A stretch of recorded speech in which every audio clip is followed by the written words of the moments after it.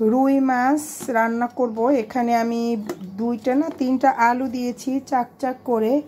এই যে আলুগুলো এই মাছের সাথে ভাজবো। তারপরে এখানে টমেটো কেটেছি, টমেটো ছাড়া তো আসলে কোনো কিছুই ভালো লাগে না।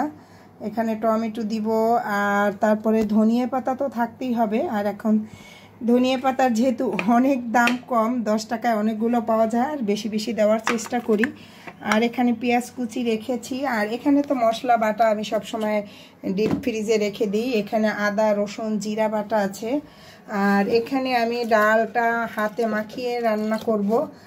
আর সমস্যা একটা হয়েছে আমার, গতকালকেই সিলিন্ডারের গ্যাসের বোতল শেষ, তাই আজকে আমার ইঞ্জেকশনে রান্না করতে হবে। তাই সব রেডি করে নিচ্ছি, একটু পরেই আমি এই রান্নাটা বসিয়ে দিব। কে এই শীতকালের রান্নাটা পছন্দ করেন বলেন তো? রুই মাছ টমেটো দিয়ে সেই মজা, কি বলেন? আমার কাছে তো বেশ ভালো লাগে, টমেটো যেখানে দেওয়া যায় সেটাই অনেক প্রিয়।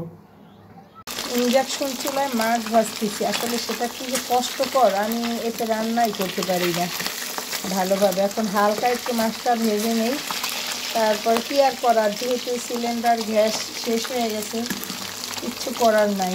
যে আজকে চুলার পার পুরো ফাঁকা, কারণ গ্যাস নাই, কি করব আর বলেন।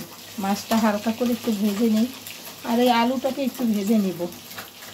মাছটা একটু হালকা ভেজে নিলাম, আর এখানে আমি আলুগুলো একটু ভেজে নিতেছি। আলুগুলো একটু ভেজে নিলে ভালো লাগবে আর কি, নয়তো পাল্টা পাল্টা হয়ে যাবে। এখানে আমি আলু আর টমেটোটা ভালো করে কষিয়ে নিচ্ছি, তারপরে পানি দিব, তারপরে মাছ দিব। আসলে আমি ইঞ্জেকশনে রান্না করে ওভাবে মানে শান্তি পাই না আর কি।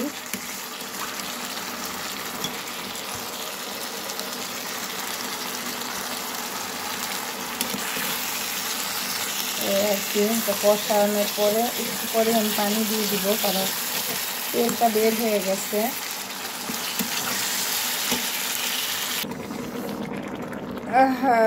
রান্না হচ্ছে, একদমই টকবক করছে।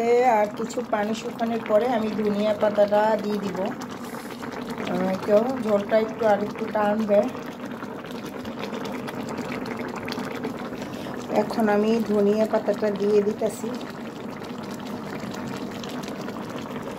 দিয়ে দিলাম ধনিয়া পাতা। আর কিছুক্ষণ জাল হোক, তারপরে একদম নামিয়ে ফেলব।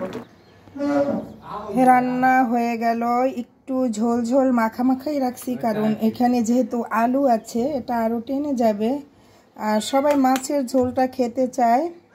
এই যে রান্না একদমই কমপ্লিট, আলহামদুলিল্লাহ। আজকে পুরো রান্নাটাই ইঞ্জেকশন চুলায় করলাম।